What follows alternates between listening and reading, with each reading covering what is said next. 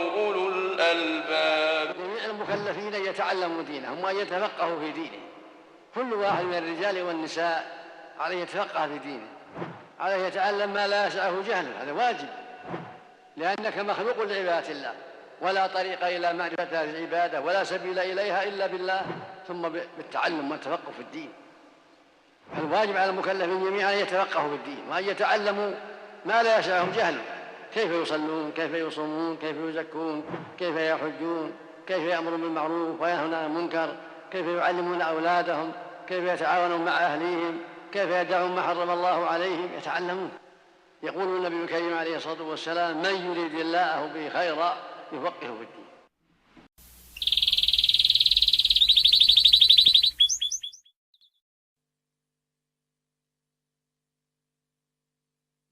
بالعلم بل بالأدب تنال أعلى الرتب، فعش حياة العلماء وقرأ صنوف الكتب، ودم على تواضع لا تفتخر بالنسب، كفاك أن تخرج من دنيا الورى بالحسب.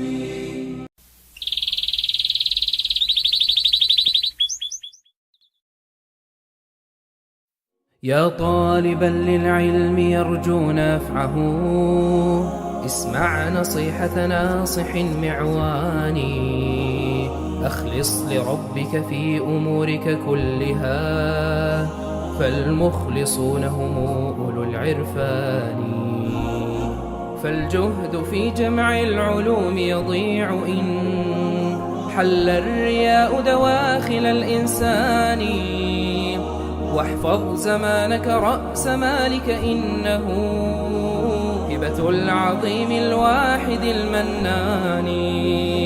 ساعات يومك منحة ذهبية والناس بين الربح والخسران، وعليك بالخلق الكريم مع التقى، وعليك بالأدب الرفيع الشان، واحفظ كتاب الله واستمسك به، فالعلم كل العلم في القرآن، واطلب صغار العلم قبل كباره، واحفظ متون العلم بالإتقان، وإذا طلبت العلم فاعرف قدره، وأت البيوت أخي من البيبان، جالس شيوخ العلم وانهل منهم، واظفر أخي بالعالم الرباني واحفظ.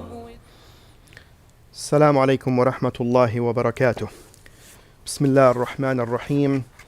الحمد لله رب العالمين، الحمد لله الذي جعل لكل شيء قدرا ولكل نبأ مستقرا، وأشهد أن لا إله إلا الله وحده لا شريك له، وأشهد أن محمدا عبده ورسوله صلى الله عليه وعلى آله وصحبه ومن اهتدى بهداه ومن اقتفى آثارهم محسنا إلى يوم الدين. أما بعد. Tonight is the 9th of Sha'ban, or rather the 13th of Sha'ban, I'm sorry. The 13th of Sha'ban of the year 1443 since Hijrat al-Nabi sallallahu alayhi wasallam, which translates into the 16th of March of the Gregorian calendar 2022. I pray to Allah Azza wa Jal to make this night a blessed night, and I pray to Him to keep giving us the tawfiq to sit around these circles of knowledge. Apologies for the long break in this class. It's been a little while, a couple of weeks since we held the last session. This is the 8th session of the commentary on the textbook titled Al-Adab, Al-Ashara, the Ten Aadab, by Sheikh Salih ibn Abdullah ibn Hamadin al-Usaymi, Hafidhahullah wa waffaqah, one of the senior scholars and a teacher in Al-Masjid Al-Haram and Al-Masjid Al-Nabawi, ala sahibihi afdalu salati wa atammu taslim. And we had reached the 8th adab, inshallah, which we're going to be covering tonight بإذن الله تبارك وتعالى. نعم. بسم الله وصلى الله وسلم وبارك على نبينا محمد. اللهم اغفر لنا وللحاضرين وللمشاهدين ولجميع المسلمين. آمين. قال المصنف وفقه الله: الثامن: إذا انتهيت إلى مجلس فسلم واجلس حيث ينتهي المجلس، ولا تجلس بين الشمس والظل، ولا تفرق بين اثنين إلا بإذنهما، ولا تقم أحدا من مجلسه، وافسح لمن دخل واذكر الله وافسح لمن دخل واذكر الله فيه، وأقله كفارته فنقول: سبحانك اللهم وبحمدك أشهد أن لا إله إلا أنت أستغفرك وأتوب إليك. نعم. So the Shaykh is saying that this is the eighth adab. So Shaykh وفقه الله وحفظه, he said the eighth adab is adab al-majlis. Adab al-majlis. So the eighth adab of these 10 adab has to do with the manners of the gatherings. Al-majlis, with the plural of al-majalis. Al-majlis is a gathering of people, and we're going to be talking about the different types of al-majalis. And he's going to mention 8 different matters as they relate to the manner of al-majlis. So there are 8 matters, the first one of which is in his saying, إِذَا انْتَهَيْتَ إِلَى مَجْلِسٍ فَسَلِّمْ. So he's saying that if you come to a majlis, to a gathering, then sallim, meaning greet with the Islamic greeting. And we said in a previous adab, which is adab as-salam, for those who remember, we said that the most perfect and complete form of as-salam in al-Islam is to say assalamu alaikum wa rahmatullahi wa barakatuh. The minimum of which is to say assalamu alaikum, but the most perfect and the most complete form of it is to say assalamu alaikum wa rahmatullahi wa barakatuh. So he is saying if you come or if you join into a majlis, then we're supposed to say to greet them by giving as-salam. When you reach the gathering, to greet those who are already there in the gathering, to say assalamu alaikum wa rahmatullahi wa barakatuh. And this gathering could be any type of gathering of people, whether they are sitting on the ground, for example out in the parking or in park rather, I'm sorry, or in any open space, or be it a gathering inside, indoor, in some type of, for example, a hall, or a large room or ballroom, whatever the case may be, whether they are sitting on a floor seating similar to the one that I'm sitting on, or whether it be on chairs and sofas, which is now commonplace in the places of gathering, or the halls of gatherings. So you say assalamu alaikum wa rahmatullahi wa barakatuh. So this is the first matter related to this adab. The second one is in his saying wajlis haythu yantahi al-majlis.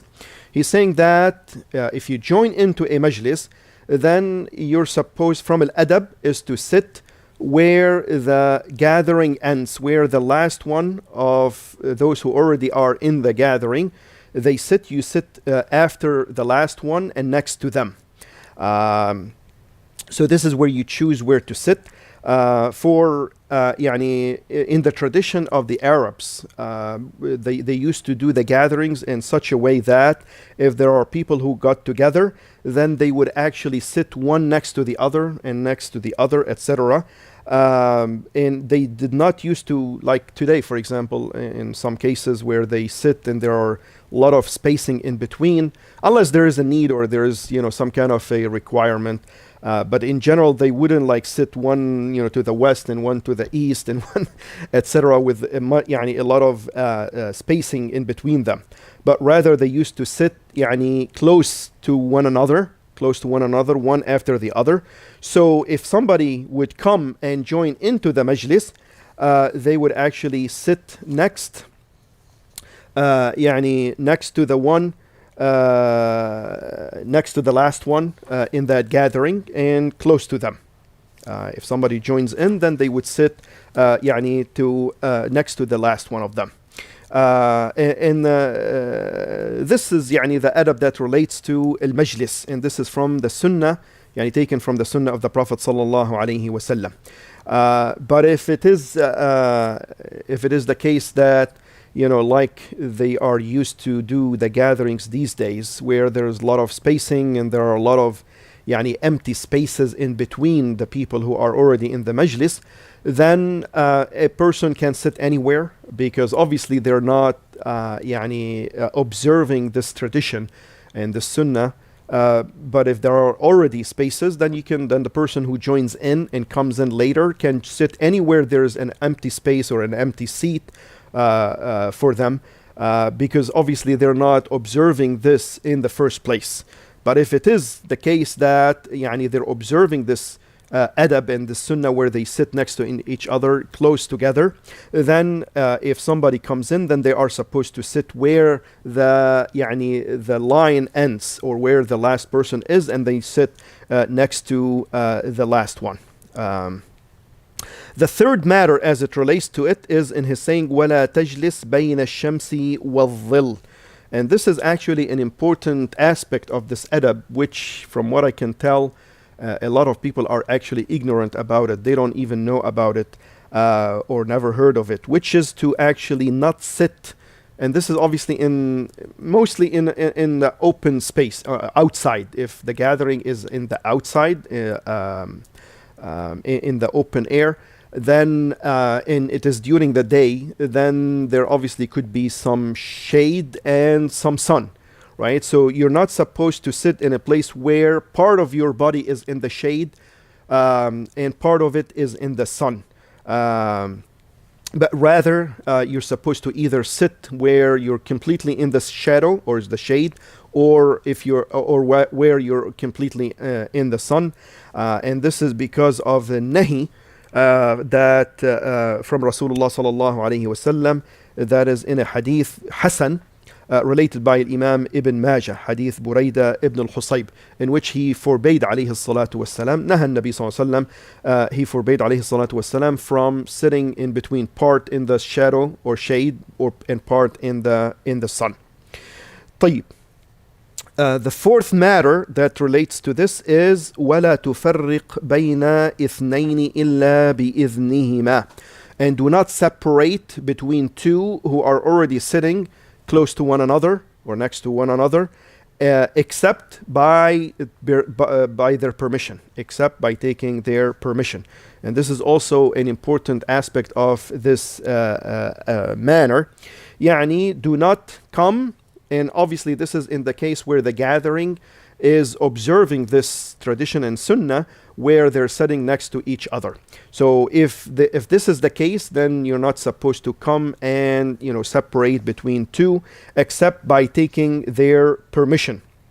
You ask the permission, can I sit in here? And if they give the permission, then obviously one of them has to move out, and then you sit in between them, or they have to space out in between them, and then you can sit in between them. But if it is the case, as we talked before, if it is the case that the majlis is not observing this in the first place, and there are already empty spaces and there are a lot of spacing in between the people in the gathering, then they've already gave up this right for them not to be separated. I mean, if there are already spaces, then they're already separated anyways, right? So they gave up that right, which is of theirs, to not be separated except by their permission. If there are already spaces, then they don't have that right, and a person can come and sit anywhere they want in these empty spaces. But if they are observing, then they have this right not to be separated except by their permission, and if they give their permission. The fifth matter that relates to adab al-majlis is وَلَا تُقِمْ أَحَدًا مِنْ مَجْلِسِهِ. You're not supposed, you don't have the right to take the place of somebody who is already sitting. If somebody is already sitting in the majlis, you don't have the right to order them to stand up and give up their seat so that you sit in their place. And there's a nahi from that to come and ask or order somebody to stand up and leave their place and sit in their place, except if it is the case where, for example, let's say it is a majlis of Iqra al-Quran, and there is a specific, for example, seat that is reserved typically and always reserved for the sheikh or the teacher who's teaching them and training them to recite al-Quran, Iqra al-Talamid. If this is the case and somebody sat in that place, in that seating, then they can ask them to stand up and give the place for the person who this place is reserved for. Other than that, nobody has the right to come in and order them to order somebody in the majlis to stand up and leave their place. The sixth matter is in his saying, وَافْسَحْ لِمَنْ دَخَلْ وَافْسَحْ لِمَنْ دَخَلْ. And ifsah to actually make room and make space for somebody who comes and joins into the gathering. Ifsah from making room and making space, to enlarge, if it is, for example, a tight circle or a tight assembly, where they're all sitting next to each other and there's no space or no room for somebody who comes in and join, then they should enlarge that line and make room or make space for the person who comes in. And this ifsah, he said wafsah, from al-ifsah, which is to actually make space, and this is taken from قوله تبارك وتعالى in Surah المجادلة, where Allah Azza wa Jal says, يا أيها الذين آمنوا إذا قيل لكم تفسحوا في المجالس فافسحوا يفسح الله لكم وإذا قيل لكم انشزوا فانشزوا. The ayah. O you who have believed, when you are told space yourselves in assemblies, then make space. Allah will make space for you. This ayah contains one aspect of this adab of the assemblies and majalis, which is, like I said, to actually space out in the assembly. And this spacing in return, فَافْسَحُوا يَفْسَحِ اللَّهُ لَكُمْ. In return, Allah Azza wa Jal will make space for you. And this spacing that Allah Azza wa Jal will make for you in return for spacing in the assembly is of two types. One of them is spacing that is physical spacing, obviously, because when you make space for somebody who comes in and joins into the assembly, then this will make this gathering even more beautiful and sweeter and nicer for everybody. So no one is actually being squeezed, or no one is tight, physically tight in the majlis, right? And the second one is obviously a spiritual spacing, because of the tranquility and the feeling, the good feeling about this gathering that the people will feel in their heart about the gathering and about more people joining in. So this is a blessing from Allah Tabaraka wa Ta'ala. The seventh aspect or matter that relates to this adab, which is وَاذْكُرِ اللَّهَ فِيهِ, وَاذْكُرِ اللَّهَ فِيهِ, and mention Allah Azza wa Jal in it. The gathering, any gathering, should not be يعني empty, or should not be completely free from any type of dhikr of Allah Azza wa Jal and remembrance of Allah Tabaraka wa Ta'ala. And this is, subhanAllah, yani something that we often, all of us, are guilty of. We are يعني in general, except illa man rahim Allah, يعني we are heedless, we become heedless about the dhikr of Allah Tabaraka wa Ta'ala when we get together with friends or families, or يعني any type of gathering, or يعني people we know. We typically get so involved and so taken into the يعني the speech and the يعني chit-chatting, so to the point that we actually become heedless about dhikr of Allah Azza wa Jal. So the Shaykh is saying that وَذْكُرِ اللَّهَ فِي, يعني there should always be remembrance,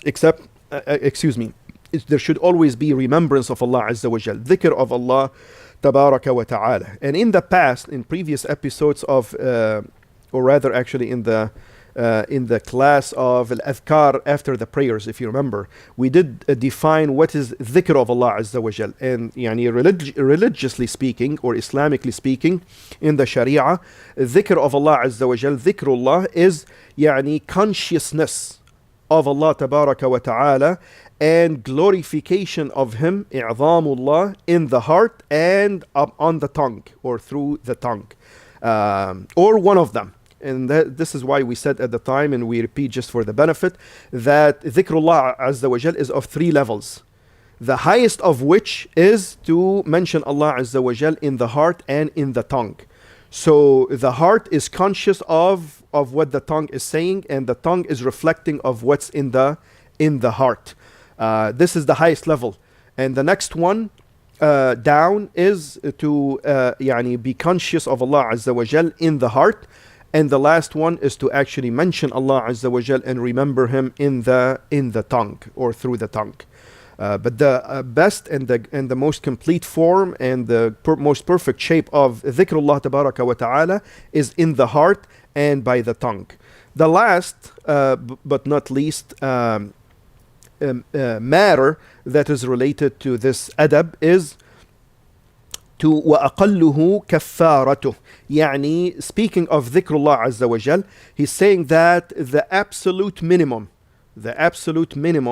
is to actually, from a dhikr of dhikrullah Tabaraka wa Ta'ala in the majlis, is to conclude this assembly and this gathering by reciting al-kaffarat al-majlis, the dua or the dhikr that is famously known as kaffarat al-majlis, which is expiation of the assembly of the majlis, which is يعني mentioned in many ahadith nabawiyya alayhi salatu wassalam. And the form of this dhikr is to say subhanak Allahumma wa bihamdik ashhadu an la ilaha illa ant astaghfiruka wa atubu ilayk. Subhanak Allahumma wa bihamdik ashhadu an la ilaha illa ant astaghfiruka wa atubu ilayk. And the reason it is called kaffarat al-majlis is because in general, for the most part of it, people when they get together, يعني it is rarely free of any error or any mistake or any maybe backbiting or any يعني any sin in the speech or يعني slip of the tongue. يعني it is very hard to find a gathering that does not include some of that, and people sometimes err, especially يعني with the gathering and people are talking, and there's always some kind of error or mistake that they may commit. So this is to expiate. This is an expiation of whatever that may be mixed in the gathering. And this, by the way, some people may understood or misunderstand that this is only if there is something that was said as wrong in the gathering. And this is not correct, but rather this kafarat al-majlis should be always said even if we are sure that there was nothing in the majlis that was from the type of sins or the shortcomings of the tongue. Even if in that case it could be like a seal, a good seal of the majlis. But like I said, that it is called kafara just because what is most frequent in the most likely case in the gatherings is that they have some kind of يعني mistake in them or something wrong said in them. So this dhikr, which is al-kaffarat al-majlis, is to expiate this and to ask Allah Azza wa Jal for forgiveness for whatever يعني mistake or wrong doing or wrong saying that may have been included in the gathering.